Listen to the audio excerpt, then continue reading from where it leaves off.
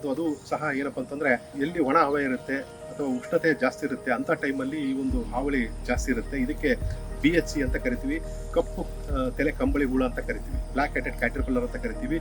ಇದು ಗರಿ ಕೆಳಗಡೆ ಭಾಗ ಅದು ಮೇಯ್ತಾ ಇರುತ್ತೆ, ತಿಂತಾ ಇರುತ್ತೆ.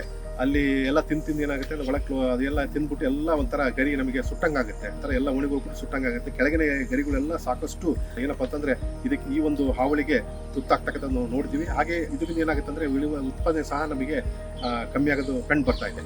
ಸೊ ಇದನ್ನ ಮುಖ್ಯವಾಗಿ ಏನಪ್ಪ ಅಂತಂದ್ರೆ ರೈತ ಬಾಂಧವರು ಮುಖ್ಯವಾಗಿ ಎಲ್ಲೇ 1-2 ಗರಿಗೆ ಬಂದಾಗನೇ ಇದನ್ನ ನಾವು ಕ್ರಮ ತಗೋಬೇಕು. ಅಲ್ಲಿ ಅವಾಗ ಏನಾಗುತ್ತೆ, ಮುಂದೆ ಬರೋದನ್ನ ನಾವು ಎಷ್ಟೋ ಪ್ರಮಾಣದಲ್ಲಿ ನಾವು ಅದನ್ನ ಹತೋಟಿ ಮಾಡ್ಬೋದು. ಪೂರ ಪ್ರಮಾಣ ಬಂದ್ಮೇಲೆ ನಾವು ಇದು ಕಂಟ್ರೋಲ್ ಮಾಡೋದು ತುಂಬಾ ಕ್ಲಿಷ್ಟ ಅಂತಾನೆ ಹೇಳ್ಬೋದು. ಹಾಗಾಗಿ 1-2 ಗರಿಗಳಲ್ಲಿ ರೈತರು ಆಗಾಗ್ಗೆ ನೋಡ್ತಾ ಇದ್ರೆ ಇದು ಬಂದ್ರೆ ಆ ಗರಿಗಳನ್ನು ಕಟ್ ಮಾಡಿ ಸುಟ್ಟಾಕಿದ್ರೆ ಏನಾಗುತ್ತೆ, ಇದರ ಹಾವಳಿ ಎಷ್ಟೋ ಪ್ರಮಾಣದಲ್ಲಿ ನಾವು ತಗ್ಗಿಸ್ಬೋದು ಅಂತಾನೆ ಹೇಳ್ಬೋದು. ಜೈವಿಕವಾಗಿ ಇದನ್ನ ನಾವು ಕಂಟ್ರೋಲ್ ಮಾಡ್ಬೋದು.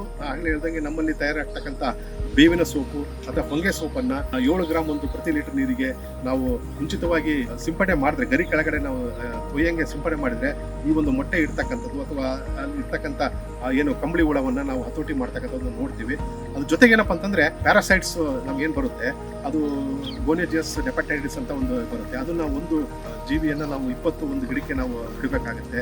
ಆಮೇಲೆ ಬ್ರೆಕೋನಾ ಬ್ರಾವಿಕಾರ್ನಿಸ್ ಅಂತ ಬರುತ್ತೆ, ಅದನ್ನ ಸಹ ನಾವು ಒಂದು 31 ಗಿಡಕ್ಕೆ ನಾವು ಈಗ ಬಿಟ್ಟಾಗ ಏನಾಗುತ್ತೆ, ಅದನ್ನ ಅದ್ರ ಮೇಲೆ ಹೋಗಿ ಆ ಒಂದು BHC ಮೇಲೆ ಹೋಗಿ ಅದು ನಾಶ ಮಾಡ್ತಕ್ಕಂಥದ್ದು ನಾವು ನೋಡ್ತೀವಿ. ಇಂಥ ಪರತಂತ್ರ ಜೀವಿಗಳನ್ನ ಪ್ಯಾರಾಸೈಟ್ಸ್ಗಳನ್ನು ನಾವು ಬಿಡೋದ್ರಿಂದ ಈ ಒಂದು ಹಾವಳಿಯನ್ನ ನಾವು ಜೈವಿಕವಾಗಿ ನಾವನ್ನ ಇದು ತಗ್ಗಿಸ್ಬೋದು. ಅದ್ರ ಜೊತೆಗೆ ಏನಪ್ಪಾ ಅಂದ್ರೆ ಮುಖ್ಯವಾಗಿ ಬೇವಿನ ಹಿಂಡಿ, ಚೆನ್ನಾಗಿ ಆಯಿಲ್ ಇರ್ತಕ್ಕಂಥ ಬೇವಿನ ಹಿಂಡಿಯನ್ನ ನಾವು ಗಿಡಕ್ಕೆ ಕೊಡಬೇಕಾಗುತ್ತೆ.